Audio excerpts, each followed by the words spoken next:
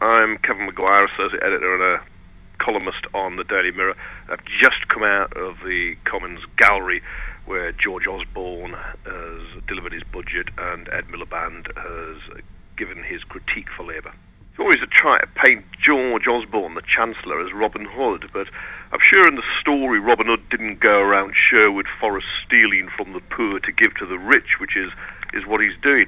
The headline will be this reduction in the top rate of tax for those on more than £3,000 a week, £150,000 a year, cutting it from 50p to 45p next year. It'll give Boris Johnson, for instance, an extra £12,500 just straight on his chicken feed earnings, as he calls it, from his Daily Telegraph column.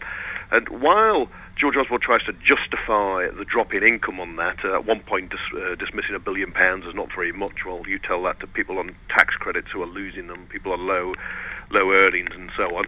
Well, he's trying to say, well, I'm plugging tax loopholes elsewhere.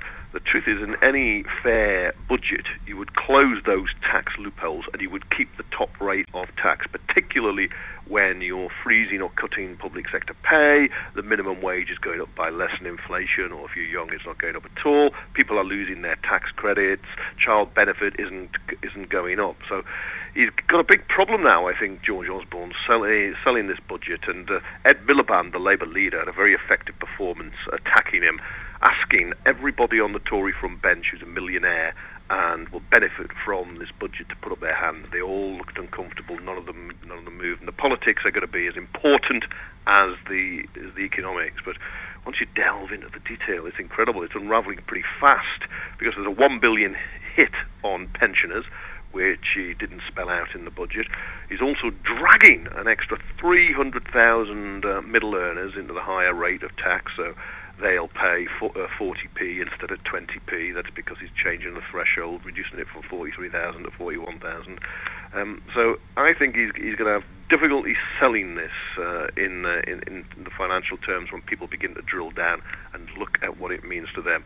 Because although you can say he's putting up personal allowances, the very fact that he's clawing that back in some ways from some earners, it means people won't gain. And of course, what he spends on that personal allowance increase is a fraction of the 12 billion VAT he levied last year. If you're a driver, I have to warn you, petrol's going up 3p in the summer. If you're a smoker, 37p on fags. You'll be paying more for your beer too. So you look at it, he tried to put on a smiley face, George Osborne, but I think you'd have to be willfully gullible to buy it.